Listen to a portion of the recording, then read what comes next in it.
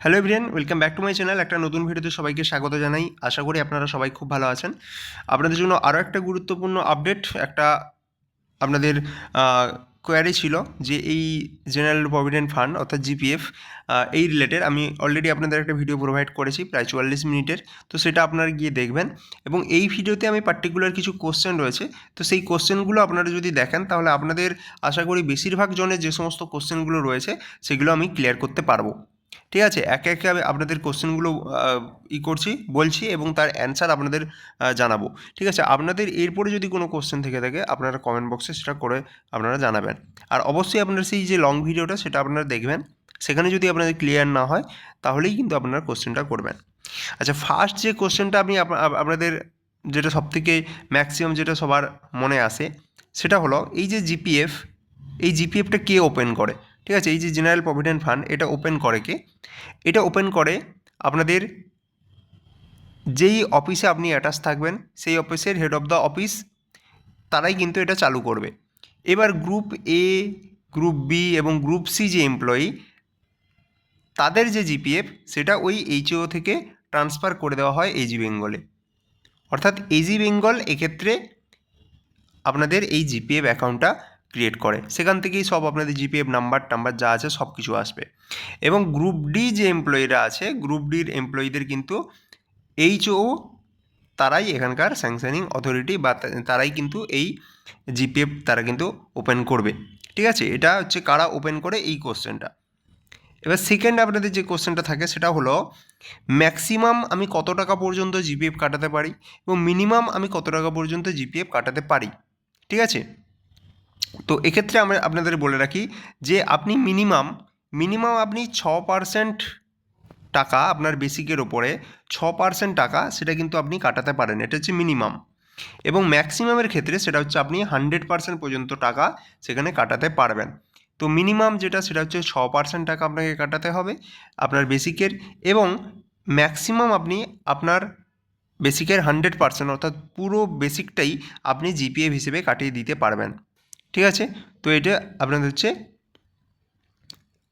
কত ম্যাক্সিমাম এবং মিনিমাম আপনাদের ভ্যালুটা। ঠিক আছে, আচ্ছা, তারপরে যে কোশ্চেনটা আপনাদের থাকে যে এই জিপিএফ যে হলো, এই জিপিএফের ইন্টারেস্ট রেট কত?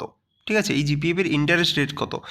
আমি বারবার আপনাদের বলেছি যে সাধারণত মানুষকে দেখবেন যে জিপিএফ থেকে মানুষকে বলা হয় যে এখান থেকে আপনি টাকাটা তুলবেন না, কারণ এখানে ইন্টারেস্ট রেট নর্মাল যে ব্যাঙ্কগুলো থাকে সেগুলোর তুলনায় হাই হয়। তো আপনাদের বলে রাখি যে এক 2025 থেকে 31/3/2025 পর্যন্ত আপনাদের জিপিএফের যে ইন্টারেস্ট রেট রয়েছে সেটা হচ্ছে 7.1%। ঠিক আছে, তো আপনাদের যেটা বলা হচ্ছে যে 1/1/2025 থেকে 31/3/2025 এটা এই ডেটের মধ্যে আপনাদের জিপিএফের যে ইন্টারেস্ট সেটা হচ্ছে আপনাদের 7.1%। তো এই ফিনান্সিয়াল ইয়ার শেষ হলে আবার নতুন করে এর ইন্টারেস্ট রেটটা বাঁধা হবে। ঠিক আছে, তো এরপরে আরেকটা যে কোশ্চেন থাকে সেটা হলো এই যে আপনাদের জিপিএফ অ্যাকাউন্ট সেটা কবে থেকে চালু করা হয়, এবং এটা চাকরি পাওয়ার পরে যদি কেউ 1 বছর পরে যদি কেউ চালু করে তাহলে সেক্ষেত্রে তার কোনো প্রবলেম হবে কি না। ঠিক আছে, বলে রাখি একটা কথা যে আপনাদের জিপিএফ অ্যাকাউন্ট সেটা কিন্তু আপনি যখন চাকরিতে জয়েন করছেন, ঠিক আছে, তার 1 বছর কমপ্লিট হওয়ার পর আপনি চাকরিতে জয়েন করলেন, তার 1 বছর কমপ্লিট হওয়ার পর থেকেই আপনার জিপিএফ অ্যাকাউন্ট চালু হয়ে যাবে। এবং তার ধরুন আরও 1 বছর পর পর্যন্ত আপনার জিপিএফ অ্যাকাউন্ট খোলা হয়নি, সেক্ষেত্রে ওই 1 বছর পরে যদি আপনার অ্যাকাউন্ট খোলা হয় তাহলে পুরো এই সময় থেকে আপনার যেই টাকা কাটানোর কথা ছিল, আপনি মিনিমাম যে পার্সেন্টেজ দেবেন, তো সেই টাকাটা কিন্তু এরপর থেকে প্রতি মাসে মাসে কিছুটা করে করে আপনাদের কেটে নেওয়া হবে, যেটা পুরো এই পিরিয়ডটা আপনাদের কমপ্লিট করবে। আপনাদের আশা করি বুঝাতে পারছি। অর্থাৎ আপনি যবে থেকে জয়েন করবেন তার 1 বছরের পর থেকেই, মানে 1 বছর সার্ভিস কমপ্লিট হওয়ার পর থেকে আপনার জিপিএফ থেকে টাকা কাটা শুরু হবে। আর যদি আপনি আরও দেরি করেন তাহলে ওই যে গ্যাপটা আপনাদের দাঁড়াচ্ছে ওই গ্যাপের টাকাটাও কিন্তু আপনাদের প্রতি মাসে মাসে একটু একটু করে কেটে নেওয়া হবে।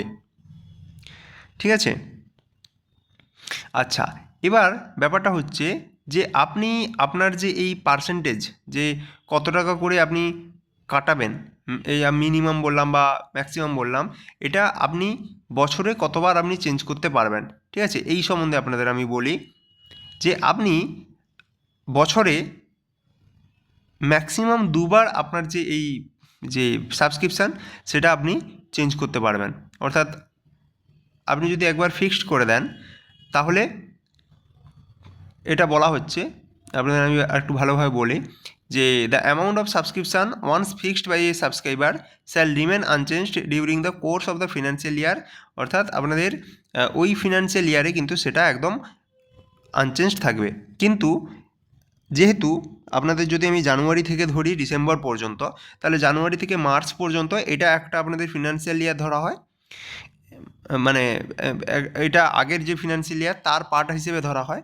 ঠিক আছে, ধরুন আমি 2025-এর এই মার্চ পর্যন্ত এটা হচ্ছে আপনাদের 2024-25 ফিনান্সিয়াল ইয়ার।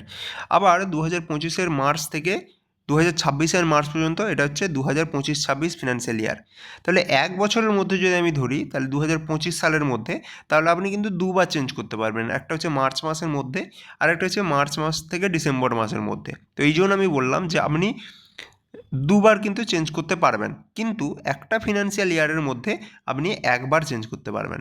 এইটা হচ্ছে আপনাদের এই জিপিএফের আপনাদের প্রসেস। ঠিক আছে, তো এই কটা কোশ্চেন আপনাদের আমি এখানে ক্লিয়ার করলাম। নেক্সট আরেকটা ভিডিওতে আমি নমিনির ক্ষেত্রে এবং উইথড্রয়াল সম্বন্ধে আমি আপডেট দিয়ে দিচ্ছি।